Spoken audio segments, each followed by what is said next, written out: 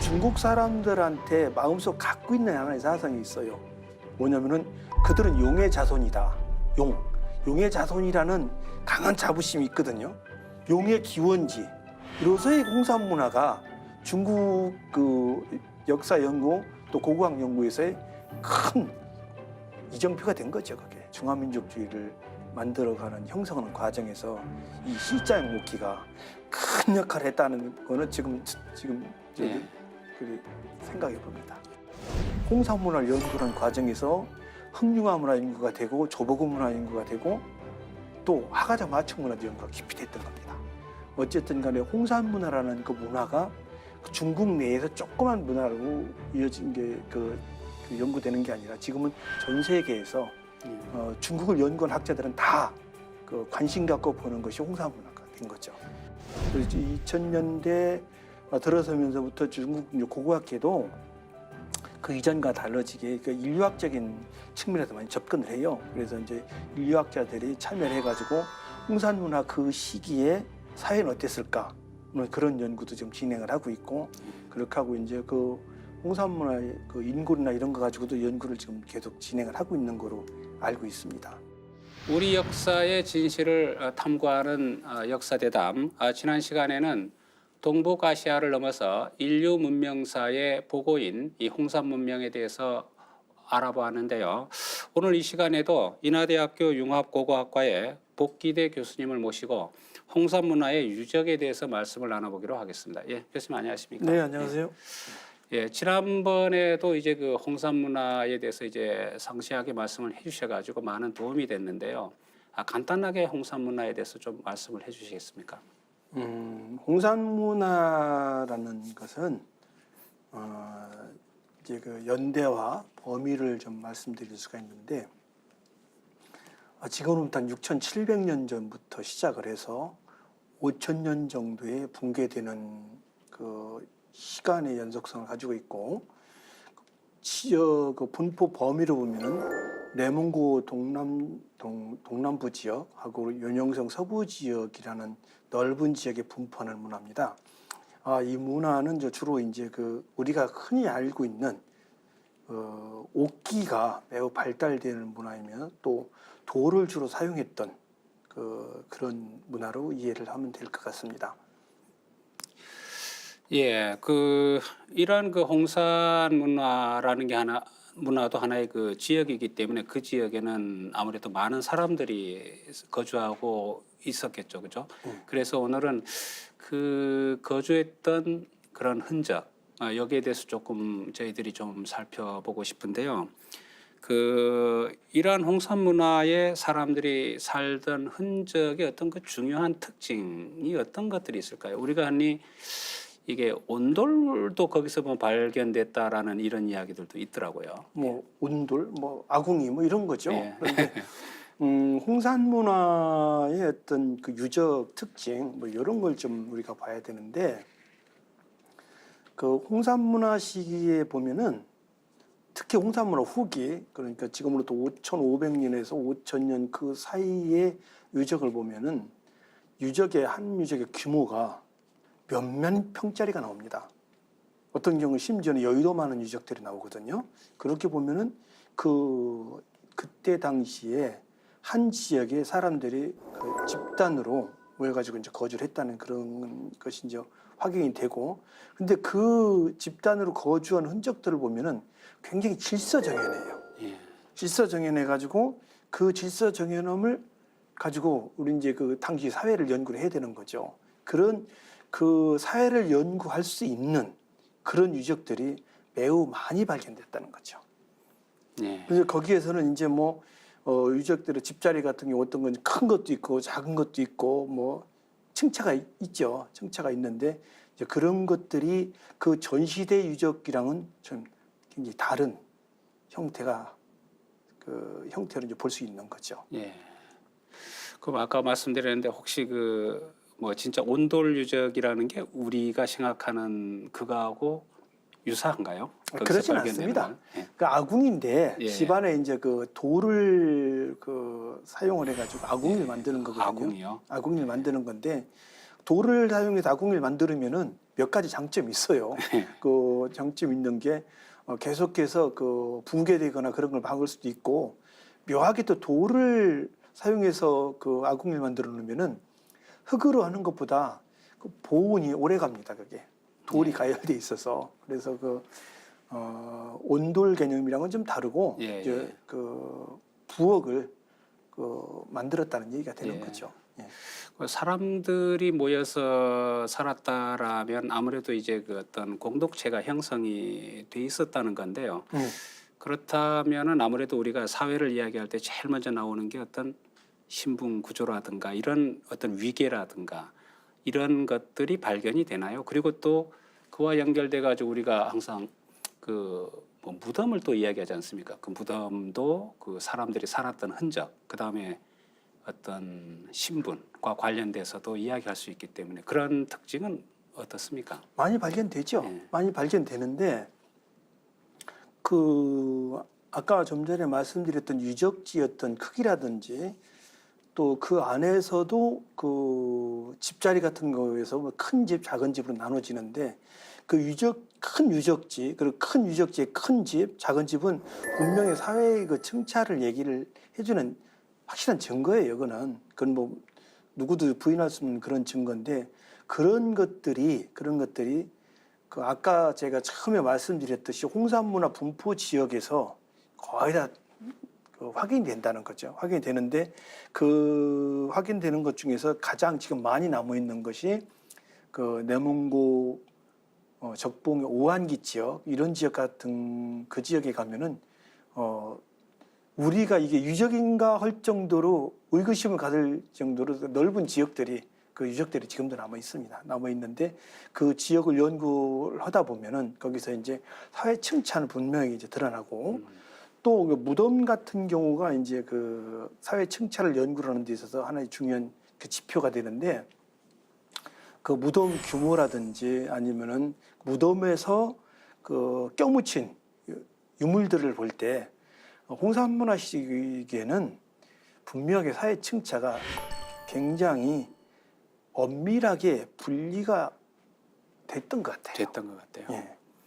우리가 이제 그 사회가 발전한다는 건 사회가 이제 막 분화되고 계속 이제 분화되는 그런 모습을 이야기하지 않습니까? 이제 어떤 그 신분 질서라든가 어떤 그런 게 있다는 거는 그 사회가 상당히 그 조금 고도로 발전이라는 말은 좀 그렇습니다만 하여튼 그 진전된 모습을 보이고 있겠네요. 당시 기준에서는. 그게 이제 우리는 흔히 얘기를 할 때 사회 층차가 일어나면은 그 사회 그 어떤 그 고도로다가 뭐 발전된 사회든지 그런 얘기를 하는데 실제 사람 10명만 보여도 사회 예. 층차는 나타납니다. 예. 그 10명만 보여도 거기서 이제 그 힘센 놈, 힘 약한 놈이 나눠지는 거고 그러다 보니까 이제 그 층차는 나타나는 건데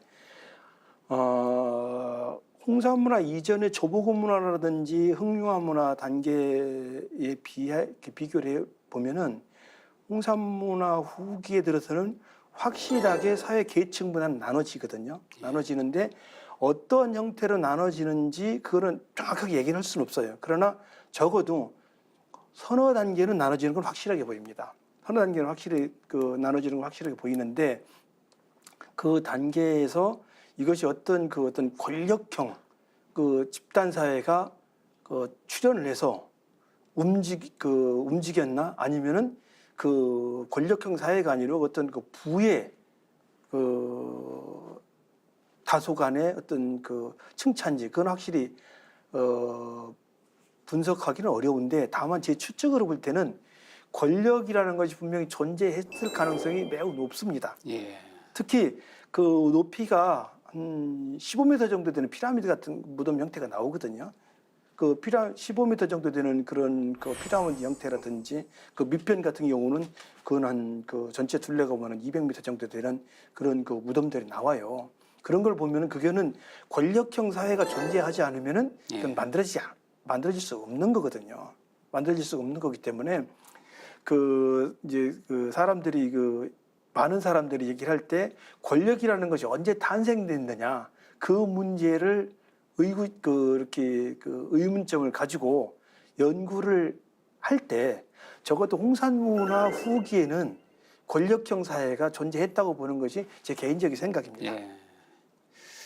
아무리 이제 권력형 사회다 뭐 하면 뭐 사람들이 오해를 또 할 수도 있는데 권력이라는 개념 자체가 그런 거하고 또 유사하게 우리가 고대 이 공동체 형성을 또 이야기할 때 이게 그 종교 공동체를 또 많이 이야기를 한단 말입니다. 그것도 물론 아까 권력처럼 종교라는 이런 말들이 전부 다 근대적인 어떤 개념이기 때문에 이걸 그대로 연결시킬 때는 조금 이게 어폐가 있긴 있는데 그래도 이제 어떤 믿음 공동체 뭔가 믿고 뭔가 신앙하고 이런 건 있었을 거란 말입니다. 만약에 어떤 권력을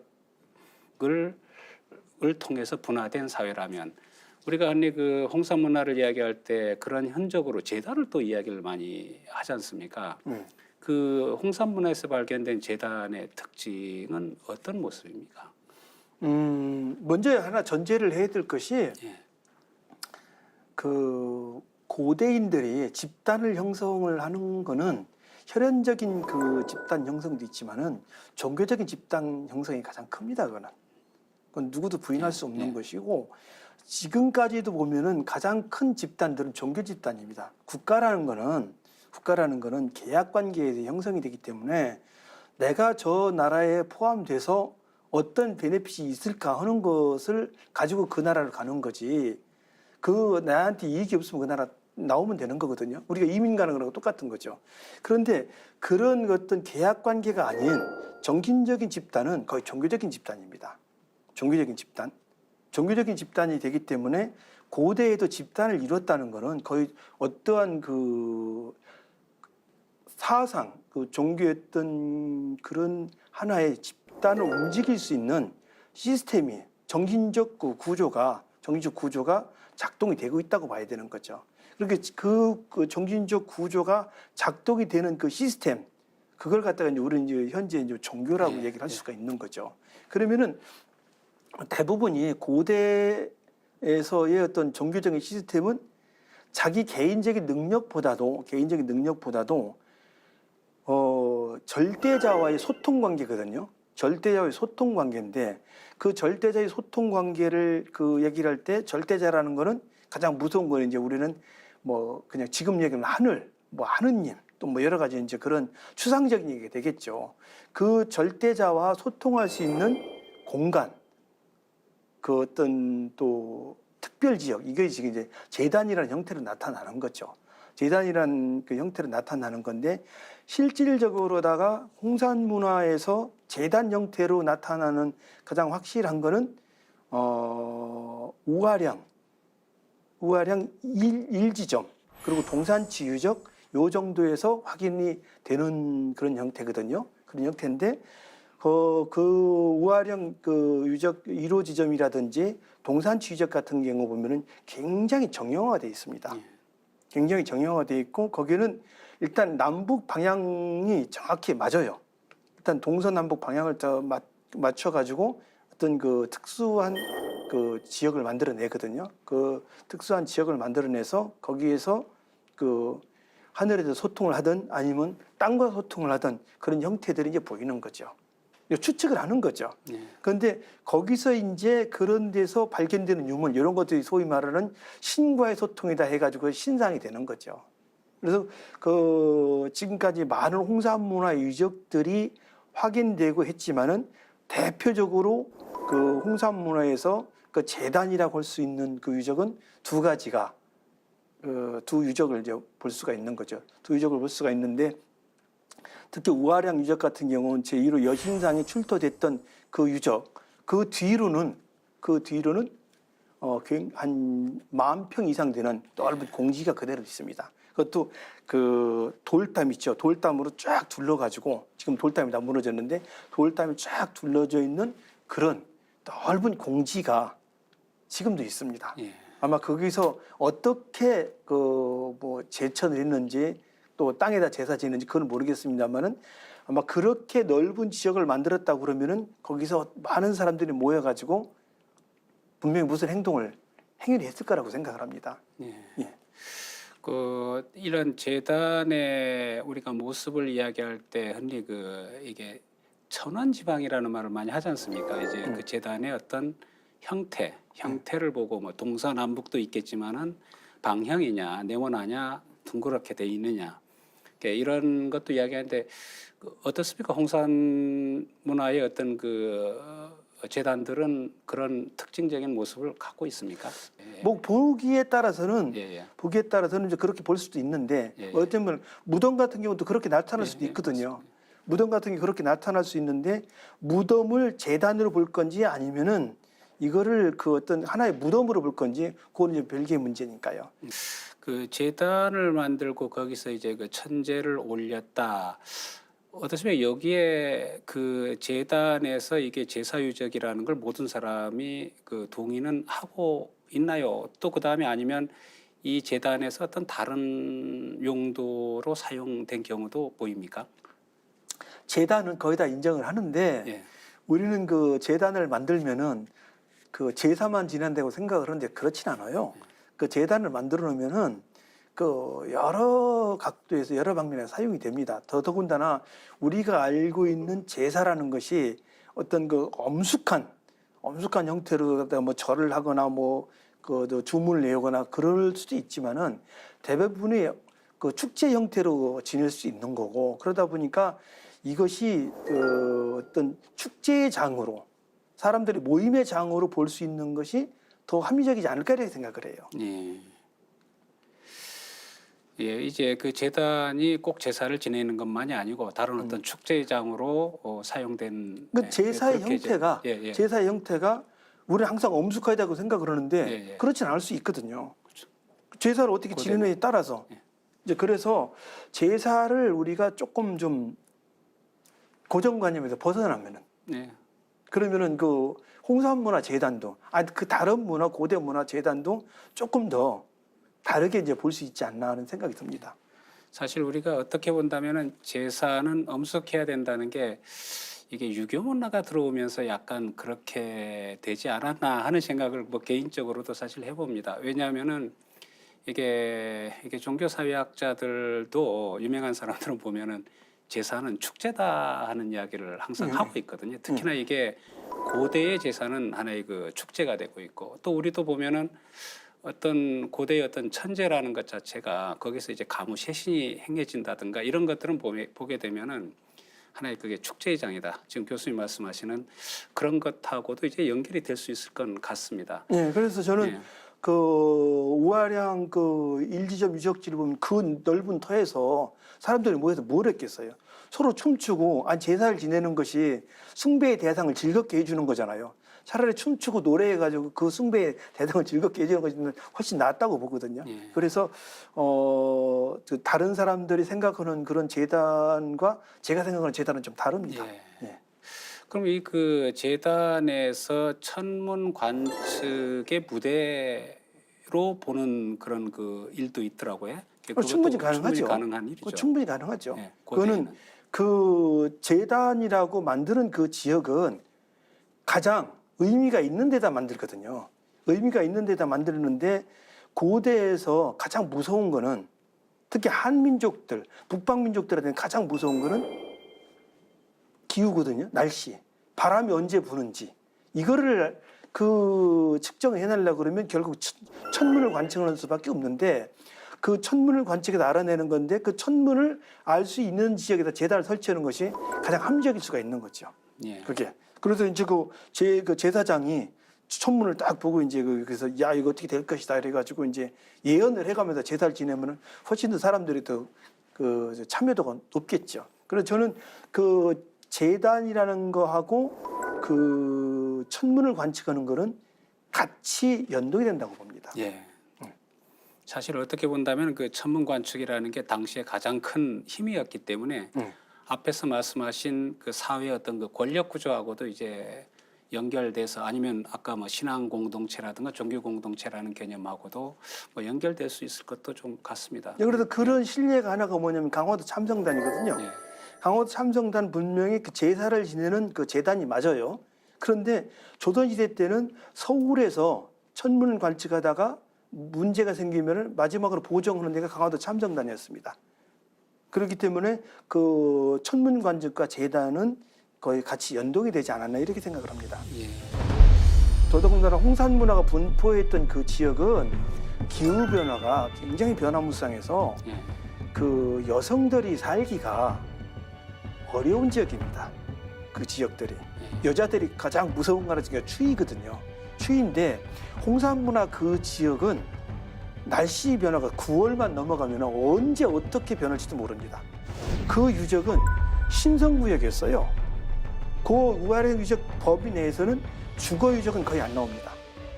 주거 유적은 거의 안 나오고 무덤 유적과 제단 유적 이것들을 주로 분포하거든요. 그래서 그 다른 그 지역에서는 볼 수 없는 그런 묘한 그 지역입니다. 고고학자가 그 당시 사회를 모든 걸 해석할 수는 없어요. 그래서 인류학자가 들어오고 정치학자가 들어오고 기후학자가 들어오고 모든 분야의 학자들이 다 들어와가지고 그 시대를 갖다 입체화를 시켜보는 거거든요. 그래서 그게 이제 우리는 그 학문의 그 사회의 그 고대 사회 입체화 이게 유학 고고학의 어떤 그 추구하는 방향인데 그렇게 되면은 홍산문화의 참 그 면모를 알 수 있지 않나 그런 생각이 듭니다.